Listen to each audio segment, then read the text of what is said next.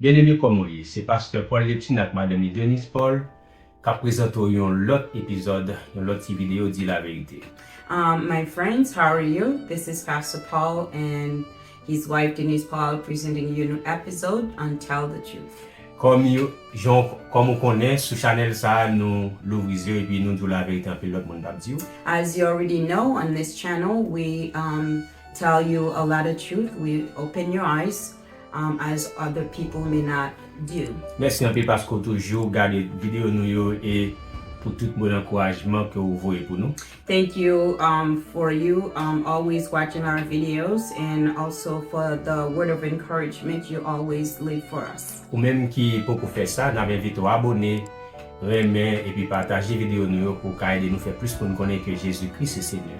If you haven't done so, we invite you to subscribe, to like, and to share our videos. That way you will help us to let other people know that Jesus Christ is Lord.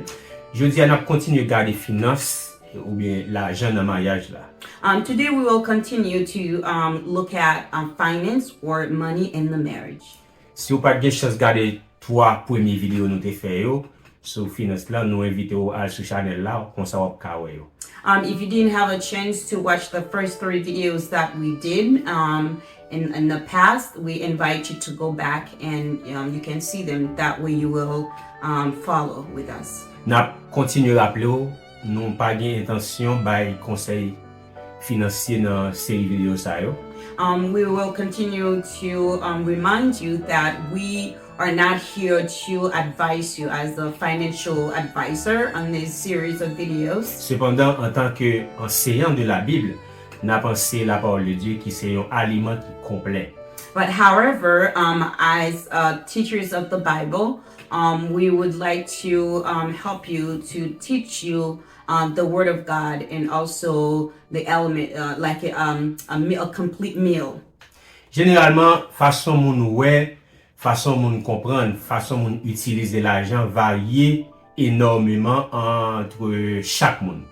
Generally, the way that each individual utilize money varies enormously for each person. En pile facteur tant que personnalité, éducation, expérience de la vie et même culture yon moun capable d'expliquer différence ça yo. Many factors like personality, education, experience of life, and even culture. Somebody's culture can explain the differences between everyone. Réalité ça existe et elle présent dans couple tout. This reality exists and also is present also in the couples, in the lives of a couple. Yon moun ka reme gérer finance, comme ça yon l'autre ka paquet de questions finance. Among the couples, one of them can like to manage money and the other one may not care about managing money. Yon capable reme économiser ou bien épargner tandis que l'autre la gen droit plus reme dépenser. One can one might like to save money and the other one might like to spend money instead of saving money. En fait, divergence ça yo pas tardé un problème puisque chaque monde yo besoin l'autre. Là, ça veut dire yo besoin opposé pour faire équilibre.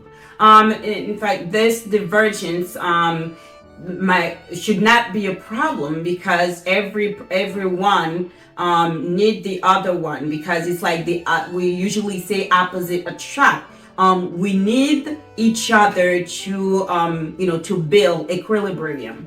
Ça qui est important, automatiquement nous identifier problème financier qui dans mariage là, il est nécessaire pour nous prendre décision pour commencer porter changement et accorder sur des principes communs. What is important?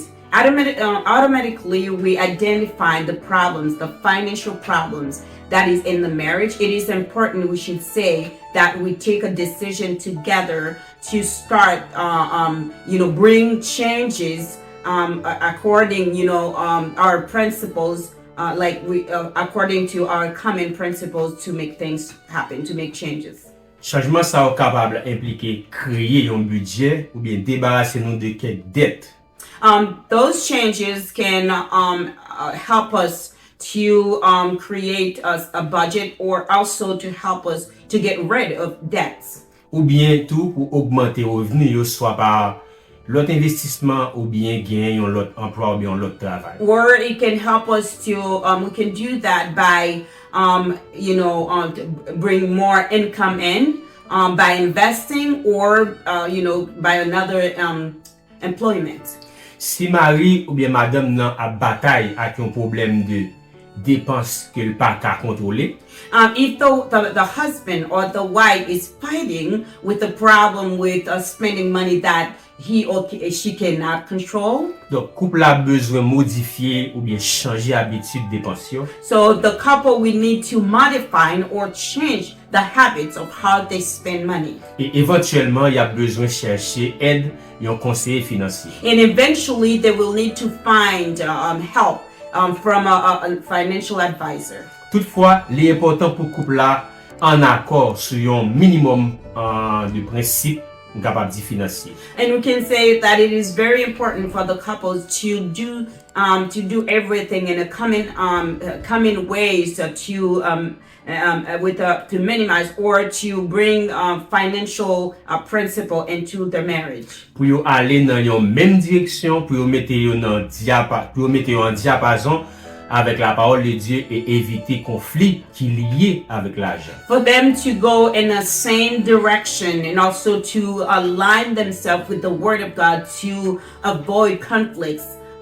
Who's going to take care of all the problems that can link according to money or with money. Par exemple, mais quelques principes ou bien quelques suggestions qui capables appliquer dans finance couple. For example, we want to give you some principles or suggestions to help you apply, in your marriage financially. Et donner ou bien bail, c'est meilleur moyen pour utiliser l'argent. Give money, like donation, is one of the best way to utilize your money.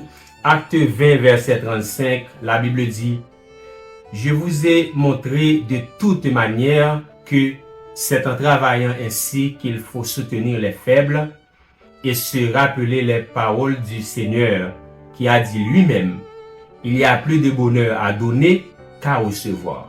Acte 20, verset 35. Act 20, verse 35. And everything I did, I showed you that by this kind of hard work, we must help the weak, remembering the words of the Lord Jesus himself said. Et l'autre bagage encore, l'autre principe, c'est économiser régulièrement pour préparer pour urgence. Another suggestion you can use is try to save money regularly to prepare for emergencies.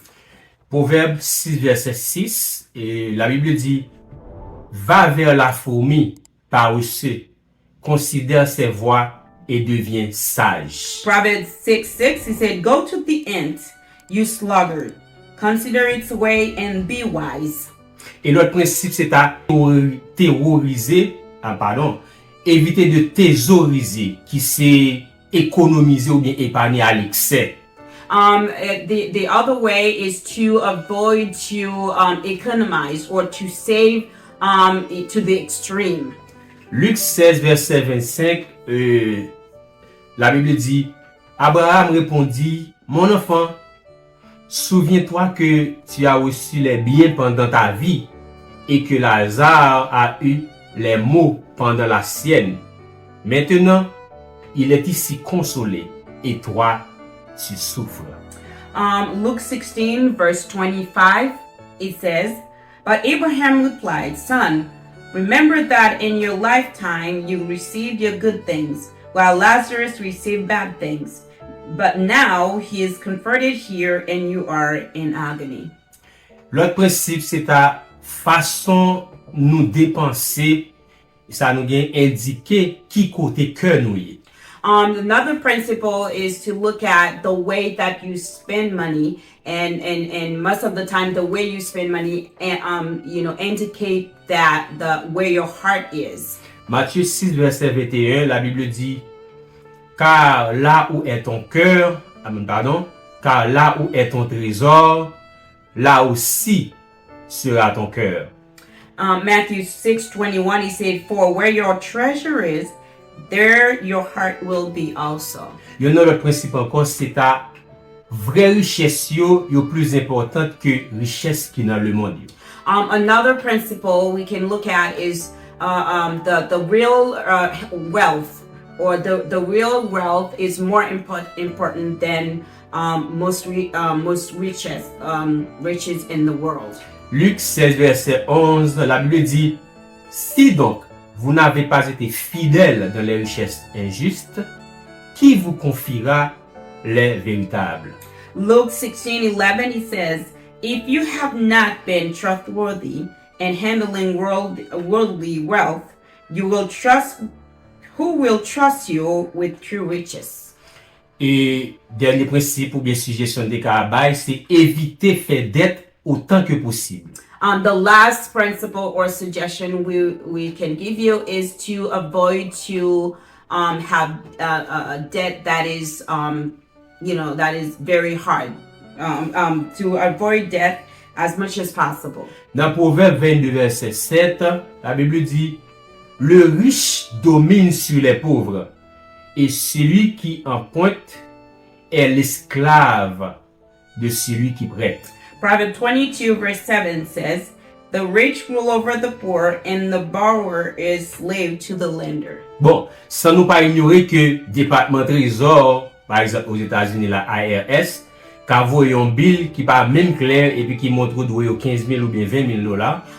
Well, without avoiding IRS, we can say sometimes we will stay like that, and you will send us a bill that's higher than $15,000 or $20,000 that we cannot do anything about it. Mais autant que ça dépend de vous, évitez accumuler dette sous carte de crédit. But as long as it depends of you, try to accumulate or try to owe money, especially on credit card. Try to avoid debt, especially on credit card. En fait, le plus facile pour deux moun ou bien pour deux individus qui accordent sous des objectifs communs pour parler de l'argent. In reality, it is much easier for two people to sit in common accord to with the same objective to talk about money. Yon fois objectif financier fixé, yo établi, pas rien qui mieux que mettre un budget en place pour réaliser. Once we have the objective, like financial objective, it is fixed, it is established. There is nothing better than to sit down now and talk about a budget or put a budget in place. Budget simple, c'est une liste ou bien c'est un répertoire de tout l'argent qui entre et qui sortit dans foyer. The budget is very simple. It is a list of all the money that comes in and money that goes out in the household. Donc, les permettre tout budget permettre tout que couple la contrôle les dépenses, il a fait chaque jour et puis augmenter en même temps capacité pour économiser ou bien pour épargner. The budget allows the couple to control all their expenses, for every day, and also to elevate, to lift up like more. At the same time, the capacity to save money. Bien entendu, budget a dépend de couple yo avec objectif que yo établi ou bien fixé. We can say the budget, it will depend also depends on the couple with their objectives, and also for them to establish their financial situation. Mais il est très important si un couple t'a intégré au minimum 3 catégories ça dans le budget d'abord. So it will be very important if a couple could merge these three categories we're going to tell you in the budget. So, don ou bien offrande, We can say donation or offering, besoin yo, their needs. économie, épargne et puis investissement. We can say what they save, on the bank account, or what they invest. Bon, quant à pour dernier partie ça, investissement ou bien économie, en catégorie ça a servi pour mettre l'argent de côté pour atteindre différents objectifs financiers qui ont fixés. Well, as far as for investment, which is the last category, we can say that it will probably serve them or put it aside to help you with different financial situation. Bon, on fait un petit camper là pour connaître. Well, we're gonna stop here for today. On va la vidéo ça trop long. We don't want the video to be too long. On a vous merci un peu parce que toujours pour un bon petit temps pour regarder vidéo We nous. want to thank you once again because you always take time to watch our Nous videos. espérons toujours béni. We hope that you're always blessed. Nous avons invité vous abonner, aimer, commenter, partager message ça sur toutes les réseaux sociaux pour aider nous toucher plus d'âmes pour Jésus. We want to remind you again to subscribe, to like, to share, to leave a comment as you always do, and also to share on your social media with your friends so you can help us to share the message of Jesus Donc, Christ. s'il vous plaît, prenez l'opportunité ça pour rencontrer Jésus si vous pouvez faire ça.